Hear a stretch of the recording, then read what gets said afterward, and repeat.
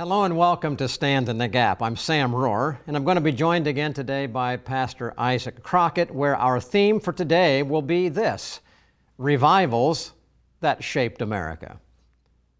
As you look around America, do you wonder how long we can sink into lawlessness, bribery, and corruption without people demanding some form of totalitarian regime to control it? Do you ever wonder how far we can go in redefining biblical morality as immorality and defining evil to be good before Christians and law-abiding citizens are persecuted, jailed, or murdered by the very government that is sworn to protect those who do well and bring to justice those who do evil? Ever wonder how long this nation can remain solvent when our debt is skyrocketing and our trillions in unfunded obligations are absolutely impossible to pay back before we go bankrupt and our currency becomes worthless? Ever wonder how our society can literally survive now with over 40% of our babies born out of wedlock and an estimated 25% of all homes without a father in the home? Ever wonder how long our nation can endure and responsible leadership can exist when just under 20 million American adults battle some form of substance addiction?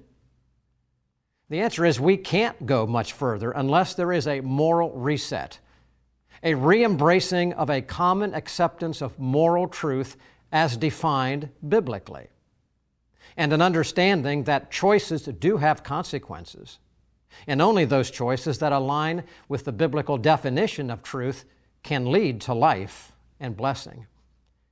In reality, every nation in history, our own nation included, America, if we are to survive in freedom, has to experience a moral reset. In biblical terms, that word is a revival. A time when the citizens come under conviction for sin, as God describes it, and then comes back into agreement with God and His moral expectations, and then turn away from their selfish pursuit of materialism and hedonism and general idolatry. On our Stand in the Gap Today national radio program, we've been talking about prayer, teaching God's requirements for God hearing our prayer and identifying what is required by God in prayer if God's blessings are to return: families healed, addictions broken, debt repaid, and bribery and corruption in public office rejected.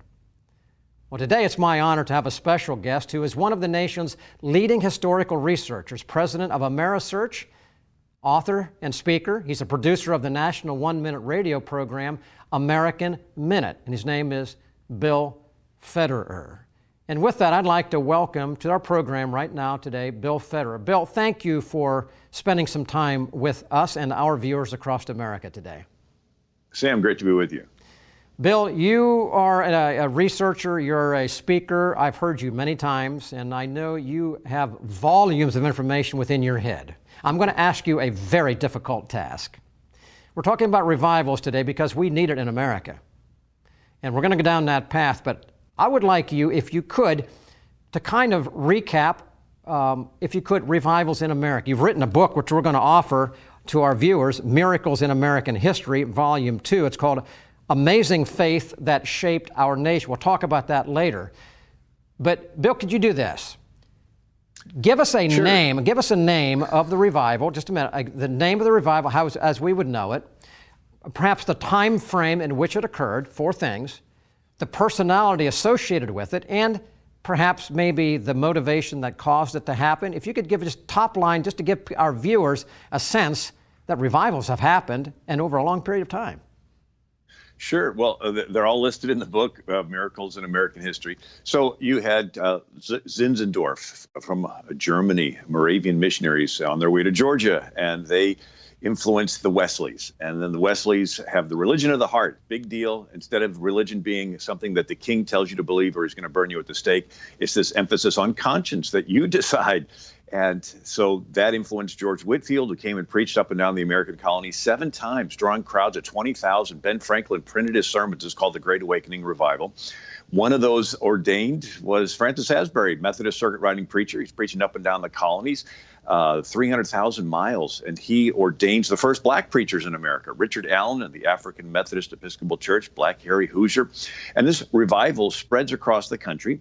Then we have a second Great Awakening revival at the beginning of the new country. And then you have a Charles Finney revival, and how he preached it's more than just agreeing with doctrine. You have to do something, show your faith. And this gives birth to the Salvation Army over in England.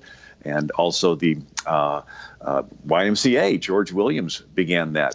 And then we had a 1857 Layman's Prayer revival in New York City. Jeremiah Lamphere put a sign out, said, come and pray at noon. And you had a couple people come in. Well, by the end of the week, hundreds. By the end of the month, thousands. And then it spreads from New York to Boston to L.A. to Chicago. And one of the people that got saved, that turned on during this, was D.L. Moody. He's a shoe salesman in Chicago, and he decides to open up an abandoned saloon for little immigrant kids.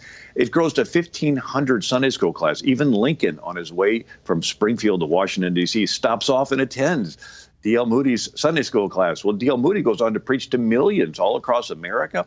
P.T. Barnum lets him use his great Roman hippodrome in New York, a big auditorium. He preaches over in England. On his way back, the ship breaks. They drift out of the sea lanes, and they are sinking. And D.L. Moody preaches, and lo and behold, they're saved. He comes back. He's old now. He preaches at the 1892 and 3 Chicago World's Fair. And this impacts not only America, but the world. After that, you have a Chicago White Stockings baseball player at the height of his career, Billy Sunday. At the advent of the invention of radio, he ends up preaching to millions across America.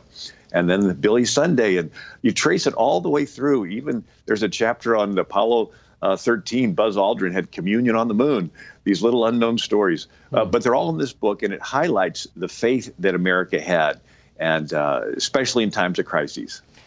Bill, that's great, and you just touched on just a brief part of it. Ladies and gentlemen, we're going to, after we come back from this break, we're going to delve a little more deeply into one of the major revivals, often referred to as the Second Great Awakening, and we're going to talk with Bill and lay out some more of the facts that led to it, who was involved, and the great impact that it had on our nation. Lessons really for today. Truth, flexible or permanent? The Bible, ancient history, or powerfully relevant? Culture, a reflection of enlightenment, or warning signs? The pastor, commentator, or frontline combatant? Every day, American Pastors Network speaks to these questions where and when they matter. With hundreds of affiliate radio stations nationwide, a website and mobile app screening today's headlines through the twin lenses of the Bible and the Constitution. Educating, informing, equipping. This is the American Pastors Network. The time is now to stand in the gap for truth.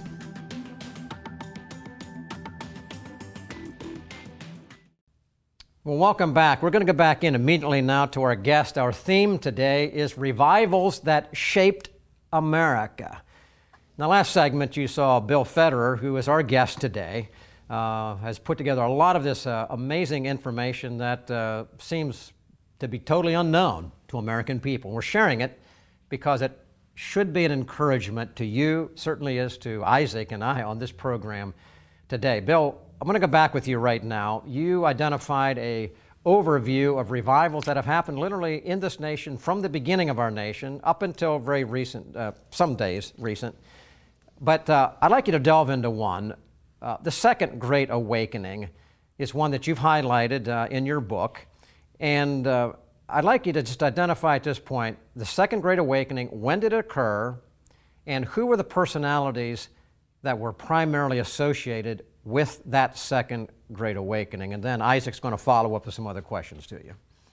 Well, Sam, great question. And matter of fact, we have several chapters in the book on the Second Great Awakening. So 1801, you have a pastor, James McCready in Kentucky, and he has 3 churches that he sort of oversees. He gets the men of the church to fast and pray one Saturday a month for revival. They have a meeting, 500 people show up.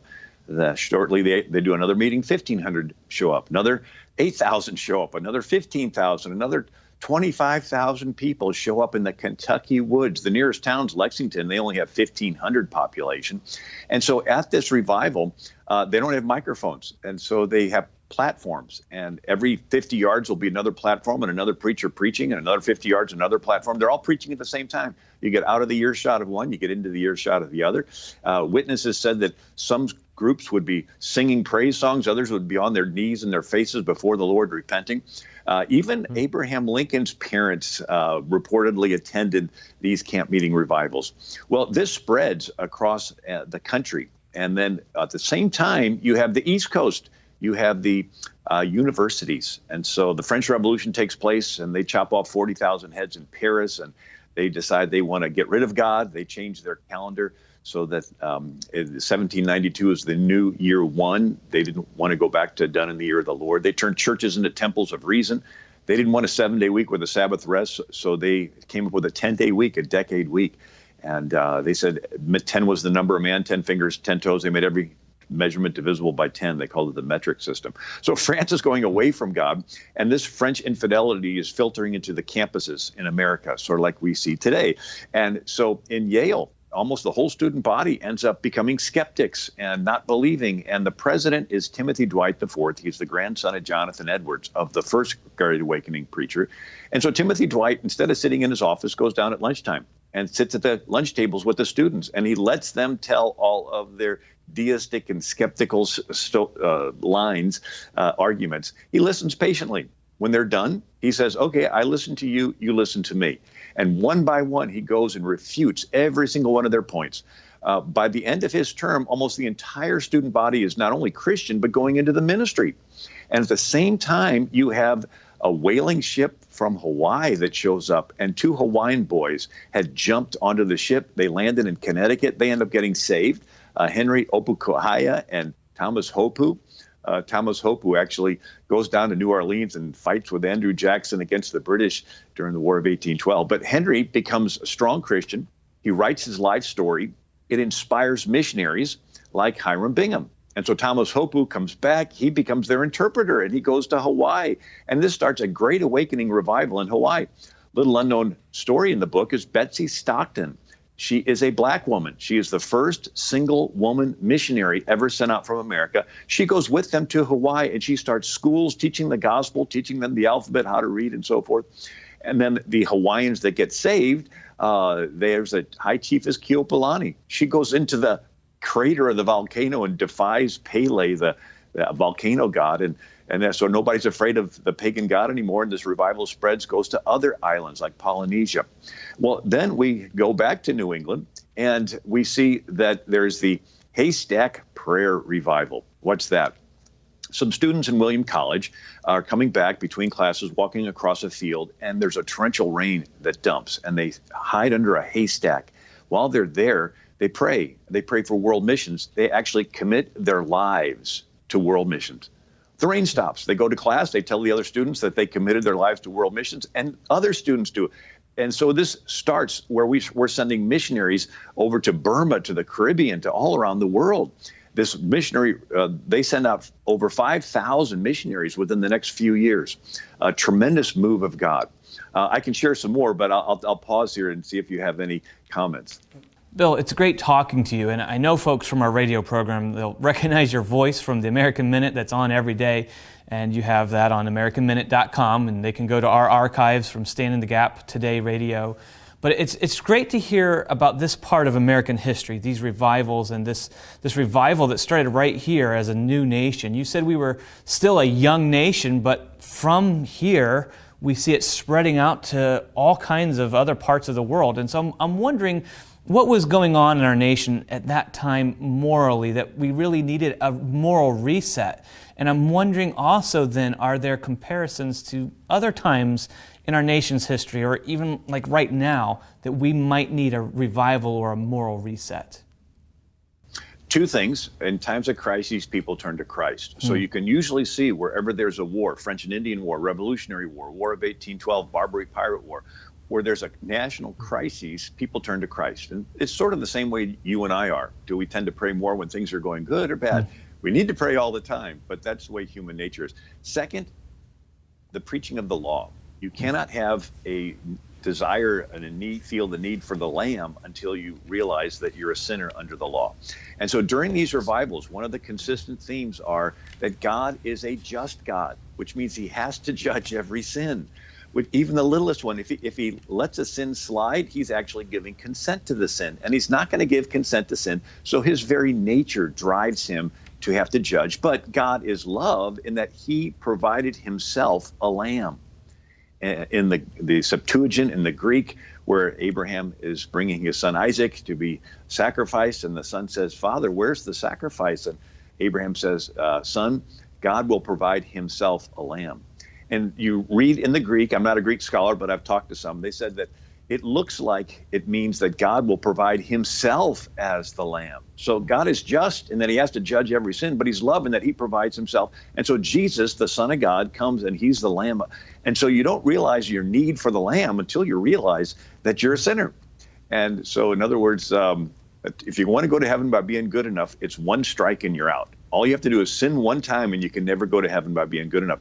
And when you realize how serious it is, then you see, I need help. I need the lamb. And then you give your life to Christ. Bill, that's a great way of explaining it. And, there were churches back in those days, but it was the same problem is that if they weren't preaching the truth, if they were just all about, oh, God loves everybody and, you don't have to worry about repenting of your sins, or if it was all judgmental and hypocrisy and, Pharisees in the church. So what you just said right there is so good and so biblical, that balance, and that's what these revivals brought, was this theological balance.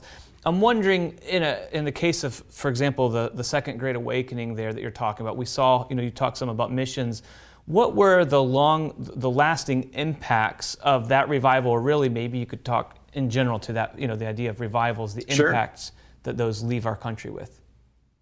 So Lewis and Clark go up to the Northwest to find the source of the Missouri River, and they come back. And a few years later, 4 Indian chiefs, Nez Perce and Flathead, come all the way from Walla Walla, Washington to St. Louis, Missouri.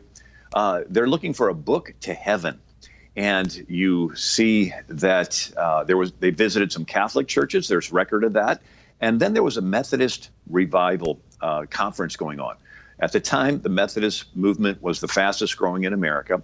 And they write in their magazine, their newspaper, of these 4 Indians looking for the book to heaven. Well, there's a doctor in Massachusetts, Dr. Marcus Whitman. He reads about this. He and his wife, Narcissa, they decide to become missionaries. They go to St. Louis. They go all the way up to Washington. And they do a mission amongst the Indians. And they begin this movement. Well, the situation in America is that Britain wanted to take the Northwest. They had Canada, British Columbia, and you had people in America like Daniel Webster saying, it's too big of a land. We can't defend it all. Let's go ahead and give it to the British. And so Marcus Whitman travels from Walla Walla, Washington, all the way to Santa Fe, New Mexico, follows the Santa Fe Trail all the way to St. Louis, all the way to Washington, D.C. He gets in and meets with President Tyler and begs him not to give away the Northwest Territory till he can lead a wagon train of settlers. It's one of the largest nonviolent human migrations in world history, the Oregon Trail. And it populates the entire Northwest. We don't give it to the British. We keep it and it turns into the states of Montana and Washington and Oregon and Idaho, all those different things. But it's a result of this. And the president that dedicates the Oregon Trail, Warren G. Harding, said, there's no finer example of history of missionaries led by the cross, followed by patriots led by the Star-Spangled Flag. That's just one. There's another story, if I have time. John Stewart, he's a black man, free black in Ohio, and he saves up money. He's a clothes dyer, like he dyed blue jeans blue, and he's robbed, and all his money is stolen. And he goes to a town to Marietta, Ohio, to drink himself to death. And he is going to jump into the Ohio River, and he hears someone call his name. He looks around, nobody's there. And then he goes walking, and he hears singing. It's a Methodist prayer meeting revival. And he's said, well, I was told not to go there. But anyway, he goes and he gets saved and he gets turned on, but he still has a drinking buddy. And the buddy says, hey, one more last binge night of drinking. Well, that very day, his buddy dies. And so John Stewart's like, okay, I'm going to get serious about the Lord. He ends up traveling And the Lord tells him to walk west. And he begins to walk west over hill and dale through bogs and creeks, and he runs into the Wyandot Indian tribe. It had never been reached with the gospel. He starts singing in his deep voice, and the Indians get quiet. And when he's done with the song, the Indians say more. And he ends up singing it. Well, there's a runaway black slave, and he ends up becoming an interpreter. The whole tribe gets saved. And then when the Indian Removal Act happens, the whole tribe moves to the Missouri River, and they name it Wyandotte City. A few years later, they changed it to Kansas City. So Kansas City is still in Wyandotte County. It's a Christian Indian tribe that was all saved by a black man, John Stewart, from Ohio. Fascinating story, but it's during this Second Great Awakening time. Truly fascinating, and these long-lasting impacts. This is great stuff. I just want to let our viewers know again that you can go to AmericanMinute.com to read a lot of interesting things like this, as well as listen to our radio program, Staying in the Gap. And you can listen to that, and you'll hear the American Minute on there as well.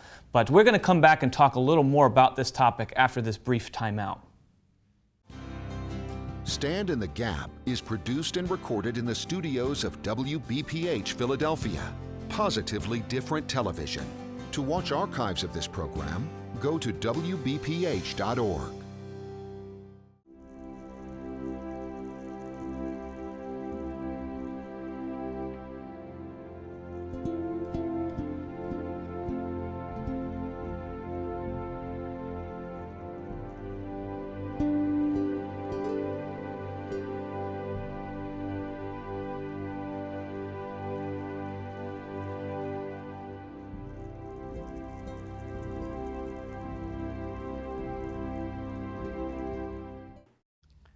Well, before I share with you how you can get a hold of Bill's book that we're going to offer for a gift of $20 or more, we'll tell you how to get a hold of that, Miracles in American History, what we've been talking about today, the revivals in American history. I want to go back to you, Bill, for just literally just about a minute and a half of closing comments from you, and that is this. We've talked about revivals through American history. They've been there from the beginning. This nation has faced many times of societal decay. This is not the first time in American history that we've had a great need for a moral reset. You've talked a little bit about the Second Great Awakening and how things started and actually went around the world. Tremendous impacts. Let me just ask you this brief question. As you've studied history, you've looked at America and the times that have led to these previous times of revival. How do they compare to our days right now in America? How greatly, perhaps, are we in need of a moral reset, and are the challenges today any greater than perhaps they were in times past? They are greater, and the dilemma is human nature.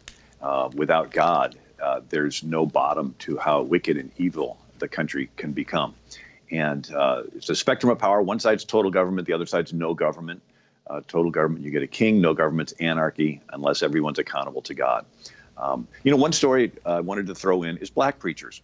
So Francis Asbury, circuit-riding Methodist preacher, he ordains the first black ministers in America. Richard Allen, who goes on to found the AME, African Methodist Episcopal Church, and Francis Asbury ordains Bishop Harry Hoosier. He actually is illiterate, but he rides around with Francis Asbury, hears all the sermons, hears him reciting scriptures, memorizes them. And Harry Hoosier goes on to become one of the most powerful preachers in America. Another is George Liele. When the British are taking over South Carolina and Georgia, he goes to Jamaica, and he starts the Baptist Church in Jamaica and gets 8,000 people saved. Another missionary from the Second Great Awakening is Adoniram Judson. He's one of those from the Connecticut area, and he and his wife go over to Burma, and they end up starting this revival movement and spreading their faith and the Christian faith, translating the Bible into Burmese. Just an amazing revival. There's even still schools and hospitals and colleges in Burma that are named after Adoniram Judson for the work that he did. Great stories that are all in the book, Miracles in American History, the faith that shaped the nation. Thank you, Bill Federer. And ladies and gentlemen, you can get a copy of this book. We're going to make it available to you today for a gift of $20 or more. The information is on the screen. Just call that number and leave your information there, and we can get that book to you. I hope that you've been encouraged by this emphasis here on a need for revival and how it's happened in our country. So it's been an encouragement to Isaac and me. And ladies and gentlemen, as we see things of great need in this country, we need to look to God, not government. We need to look to God. Get back right with Him. This is God's recipe for a renewed blessing, a moral reset, a realignment with God. You can get it, all of these examples are in this book. Well, thank you for watching us today, and thank you for contacting us. Let us know that you watch this program. Share with us the blessing that has been with you, and share the fact that this program is available to your friends and your neighbors so that they can benefit as well. Thank you for being with us today.